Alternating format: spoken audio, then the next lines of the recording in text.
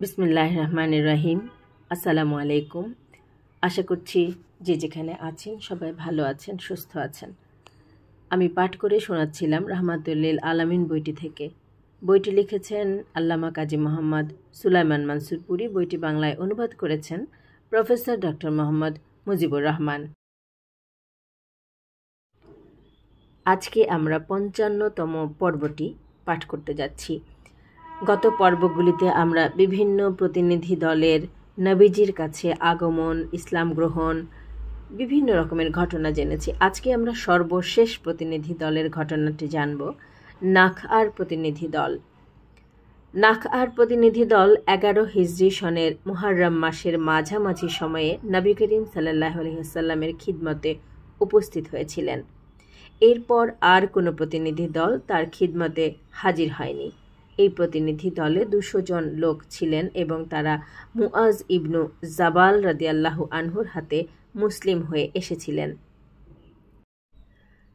তাদেরকে দারুজ জিয়াফাত মেহমানখানায় স্থান দেওয়া হয়েছিল।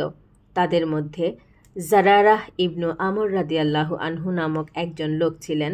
তিনি আরজ করেন, হে আল্লাহর রাসূল সাল্লাল্লাহু আলাইহি ওয়াসাল্লাম, আমি পথে কয়েকটি স্বপ্ন দেখেছিলাম যেগুলি বিস্ময়কর ছিল। রাসূল করিম সাল্লাল্লাহু আলাইহি ওয়াসাল্লাম বললেন, বর্ণনা করো প্রথম স্বপ্ন এবং এর ব্যাখ্যা। তিনি বললেন, আমি দেখি যে একটি বকরি বাচ্চা প্রসব করেছে যার রং সাদা কালো মিশ্রিত। রাসূল সাল্লাল্লাহু আলাইহি ওয়াসাল্লাম তাকে জিজ্ঞেস করলেন, তোমার স্ত্রী কি গর্ভবতী ছিল? তিনি উত্তর দিলেন, জি হ্যাঁ। নবী করিম সাল্লাল্লাহু আলাইহি ওয়াসাল্লাম বললেন, সে পুত্র সন্তান প্রসব করেছে যে তোমার পুত্র। জারারাহ রাদিয়াল্লাহু আনহু বললেন, হে আল্লাহর রাসূল সাল্লাল্লাহু আলাইহি ওয়াসাল্লাম, সাদা কালো মিশ্রিত হওয়ার অর্থ কী? নবী করিম সাল্লাল্লাহু আলাইহি ওয়াসাল্লাম বললেন, নিকটে এসো। তারপর তিনি তাকে চুপি চুপি বললেন, তোমার দেহে ধবল কুষ্ঠের দাগ আছে কি যা তুমি মানুষ হতে গোপন করে আসছো? জারারা রাদিয়াল্লাহু আনহু বললেন, যে আল্লাহ আপনাকে রাসূল করে পাঠিয়েছেন তার শপথ, আজ পর্যন্ত আমার এই গোপন বিষয় কারো নিকট প্রকাশিত হয়নি। রাসূলুল্লাহ সাল্লাল্লাহু আলাইহি ওয়াসাল্লাম বললেন, তোমার শিশু পুত্রের উপর এটা এরই ক্রিয়া। তারপর জারারা রাদিয়াল্লাহু আনহু দ্বিতীয় স্বপ্ন বর্ণনা করলেন, আমি নুমান ইবনু মুনজিরকে দেখলাম যে তিনি হাতে ও পায়ে অলঙ্কার পরিহিত রয়েছেন।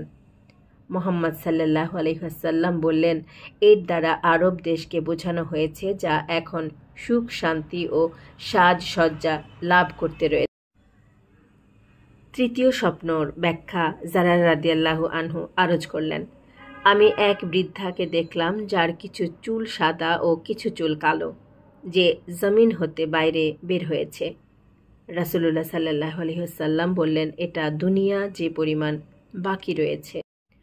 জারারাহ রাদিয়াল্লাহু আনহু চতুর্থ স্বপ্নের ব্যাখ্যা চাইলেন, আমি দেখি যে এক আগুন জমিন হতে প্রকাশিত হলো। ওটা আমার ও আমার পুত্র উমারের মাঝে এসে পড়ল এবং ওই আগুন বলতে লাগলো, জ্বালিয়ে দাও, জ্বালিয়ে দাও, চক্ষুষ্মান হোক অথবা অন্ধ হোক। হে লোক সকল, তোমরা তোমাদের খাদ্য, তোমাদের আত্মীয় স্বজন ও মাল আমাকে আহারের জন্য দিয়ে দাও। নবী করিম সাল্লাল্লাহু আলাইহি ওয়াসাল্লাম বললেন, এটা একটা ফাসাদ যা শেষ জমানায় প্রকাশ পাবে। জারারাহ রাদিয়াল্লাহু আনহু জিজ্ঞেস করলেন, এটা কিরূপ ফিতনা হবে? রাসূলুল্লাহ সাল্লাল্লাহু আলাইহি ওয়াসাল্লাম উত্তরে বললেন, মানুষ নিজেদের ইমামকে হত্যা করে ফেলবে। তাদের পরস্পরের মধ্যে মতবিরোধ সৃষ্টি হয়ে যাবে। তারা পরস্পরে এমনভাবে মল্লযুদ্ধে ভিড়ে যাবে যেমনভাবে থাবা মারলে হাতের আঙ্গুলগুলি পরস্পর ভিড়ে যায়। বদকার লোকগুলি ওই সময় নিজেদেরকে নেককার মনে করবে। মুমিনের রক্ত পানির চেয়ে অধিক সুন্দর মনে করা হবে। তোমার পুত্র মারা গেলে তুমি ওই ফিতনা দেখে নিবে, আর তুমি মারা গেলে তোমার পুত্র ওটা দেখে নিবে। জারারাহ রাদিয়াল্লাহু আনহু আরজ করলেন, হে আল্লাহর রাসূল সাল্লাল্লাহু আলাইহি ওয়াসাল্লাম, দোয়া করুন যেন আমি ওই ফিতনা না দেখি। রাসূলুল্লাহ সাল্লাল্লাহু আলাইহি ওয়াসাল্লাম দোয়া করলেন, হে আল্লাহ, এ ব্যক্তি যেন ওই ফিতনা দেখতে না পায়। জারারা রাদিয়াল্লাহু আনহু তো মারা গেলেন, কিন্তু তার পুত্র বেঁচে থাকল। সে সাইয়েদেনা উসমান রাদিয়াল্লাহু আনহুর বায়াত ভেঙে দিয়েছিল। প্রিয় শ্রোতা, আজ এ পর্যন্তই। আগামী পর্বে আমরা পাঠ করব মদিনায় রাসূল সাল্লাল্লাহু আলাইহি ওয়াসাল্লামের 10 বছর অবস্থানকালের নানা গুরুত্বপূর্ণ ঘটনাবলী। আশা করছি সবাই চ্যানেলটির পাশেই থাকবেন। সবাই ভালো থাকবেন, সুস্থ থাকবেন। আসসালামু আলাইকুম। আল্লাহ হাফেজ।